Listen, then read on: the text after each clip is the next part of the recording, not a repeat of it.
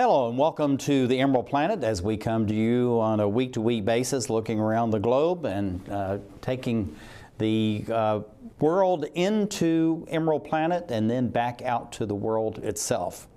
And we really appreciate you being with us on this week-to-week jaunt as we look around the globe. And actually we were just in Tanzania, Dubai, and Taiwan bringing live programming from those areas. So we're now back in the studio, and I have someone who we've been actually working with for a number of years now, and a fantastic individual, Lisa Polgar, who is Assistant Director for PanAmerican-PanAfrican Association, and called the Papa, and then also Vice President, Board of Directors for SHINA, Inc., which we're going to talk more about. But Lisa, how we met was really through the Papa and the United Nations. Tell us about the Papa, and going back to Robert Pritchard, who was the founder and creator of this, and why is the Papa so important? Right. Thank you so much for having me on the show. Again, I'm always thrilled to be on here with you and to share our experiences. Dr. Pritchard was the founder of our organization, and he is the first, he was the first African-American concert pianist to actually perform at Lincoln Center. A lot of folks don't know that.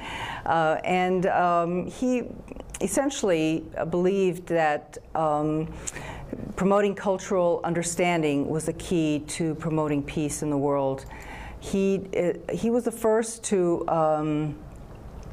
he was the first to record a classical music recording that as a classical pianist, and that recording has recently been issued by the Smithsonian Institution, so it's available online.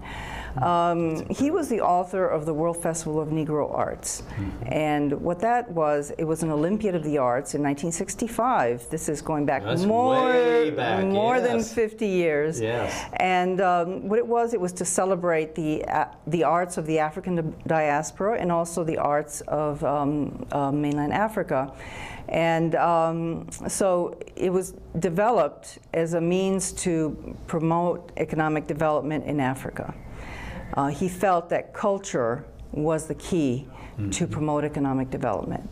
And the precursor to the World Festival of Negro Arts actually was the American Festival of Negro Arts, which was the first Black History Month event here in the United States in 1965. That's just incredible. So, he's been a pioneer, and but the main concept that he promoted was multicultural education, multicultural understanding, and that was his focus. Even though a lot of the programs were directed towards Africa and African Americans, he believed that we needed to promote better understanding within the different cultural communities here in the United States. Now you've really expanded that because you're doing work in Latin America and of course back in the United States. And then something that was really connected us was this indigenous focus that you have, indigenous tribal areas, indigenous nations, the 560 plus, Native American nations, in the United States and all that. And so why have you carved out more and more areas? I mean, Africa as a continent is 54 countries, and it's almost 1 billion people now, not quite, almost 1 billion people. And now you've added Latin America, and and the indigenous peoples literally goes beyond, all borders. Sure. Because they're multinational just by their locations, which I find very interesting. So why keep expanding? Well, actually, who was to say what is indigenous? I think we are all indigenous to someplace. We did do a lot of work in upstate New York with the Onondaga Indian Reservation up there, encouraging economic development there. They're one of the most impoverished nations in the United States. They're a nation within a nation.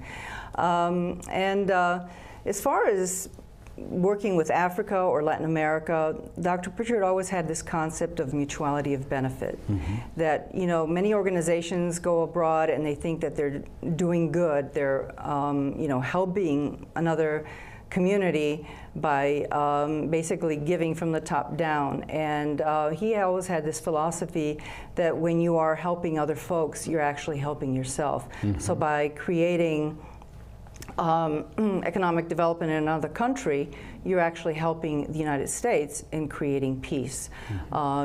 Countries that you are having trade with, having interaction culturally, are less likely to come after you. So that was his philosophy. Yeah, you don't bomb somebody you're trading with and it's your neighbor in a sense. That's right, absolutely. Yeah. Now, looking at this whole thing, and in a sense, what you're talking about is the bottom up, or actually inverting the pyramid, so you have the broad mass of people at the top, and then, in a sense, the elite should be serving, the broad mass, and that's the concept that Dr. Pritchard has. But looking at the PAPA, and of course, you're very much involved with SHINA Inc., which certainly endorses and is built on that. How do you see, through your years of service, that the nonprofit community and the PAPA and the SHINA Inc. Is really helping people around the globe? Because this is something that's really becoming more of a debate than one would think about what are nonprofits really doing in the world. Sure, absolutely. And there's a lot of concern about accountability. And we are very closely partnering with SHINA Inc., and that's one thing that we definitely do not have to worry about is accountability, because over 90% of the funds that they raise go directly to programs that they're involved with, go directly to the people. The people that they work with are in many cases on-the-ground volunteers. They're accountable for where the money goes, and there's really a push to, when SHINA gives a grant to a community, it's a 3-year grant. Instead of having to pay the money back, the money has to be paid forward to the community. So it's, it's a very progressive way of looking at organizations. Our major function is in creating partnerships. And as you know, we are very happy to have introduced you to SHINA Inc. And also to Polgar Chemicals, which is now working with SHINA Inc. and distributing the Skintex blankets to prevent malaria. It's one of the major killers. Every 30 seconds, one child in Africa dies of malaria. Now, I want to enlarge this image here, if we can, right now. This is in a clinic that we visited, because this is one of the clinics that SHINA Inc. is working with.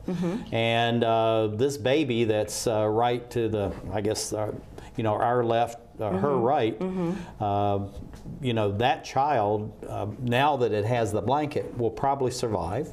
Without it, it's a 50-50 chance that this baby, after going home, would not live. Right, absolutely. And this is something that's very profound, and this is why I'm really glad that SHINA is collaborating, with you and with Emerald Planet and others, because many of these mothers that we visited this year, came up and said, "My child's alive because we got the blanket." Wow, that's incredible. I mean, we're so proud of that. That's really profound, and that's something I think is just really had a very profound impact in the thinking and the reality of SHINA Inc. itself, and that was just a tremendous thing. But as a dynamic woman leader, as you are, you really are, why is this collaboration with the UN so important, ECOSOC? ECOSOC. Well, our organization, the Pan-American-PanAfrican Association, we are an NGO in consultative status with the Economic and Social Council. And as such, basically what we feel is an obligation to help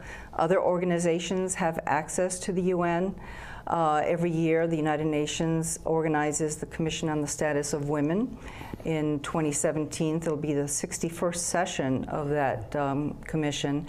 And with SHINA and also with an organization called Pleasant Gathering in Nigeria, we've organized events at the United Nations, organized presentations to bring awareness to women's issues, the abuse of women, the abuse of widows in Tanzania, the abuse of young girls not having an access to education.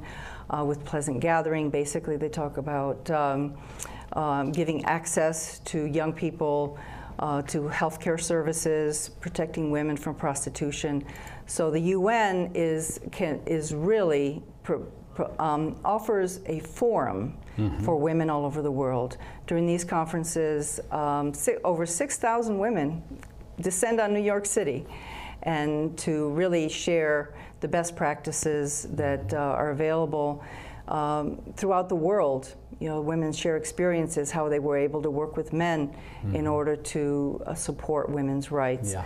You know, half of humanity is women, so actually over half of humanity is women. So if we don't bring that other half up, you know, I think we're going to be doomed as societies. And I'm 100% in support of that. And actually, what we see here in this actual image is some of the ladies that have been supported, you know, as far as SHINA is concerned, and doing good things. But you were literally raised almost, if I remember my history correct, through the Papa. Absolutely. You're very, very young, and of course you're still very young. Oh, thank you so much. But why do you think this Papa-UN connection is so important as far as the United States is concerned? You know, because there's some movements here, don't pay the dues, all these other kinds of things. Sure.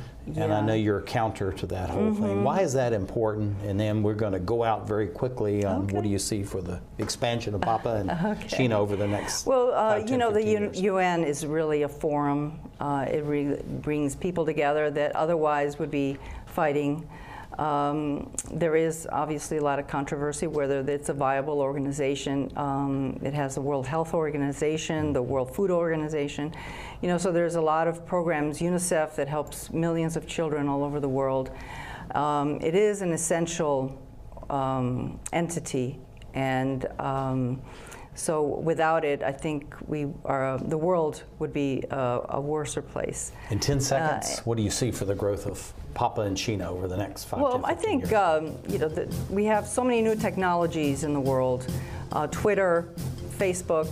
5 seconds. But it's the work of the hands-on people on the ground that are making the difference, and SHINA is one of those organizations. Lisa Polgar, thank you again for being with us. Thank you. You're doing absolutely fantastic work. And this is just really an excellent opportunity to share about what you're doing with Papa and also with SHINA Inc. And thank you for really pushing forward the blankets, because that's something that's really been needed. Yeah. And I just want you to know we love you and we support you in everything you're doing.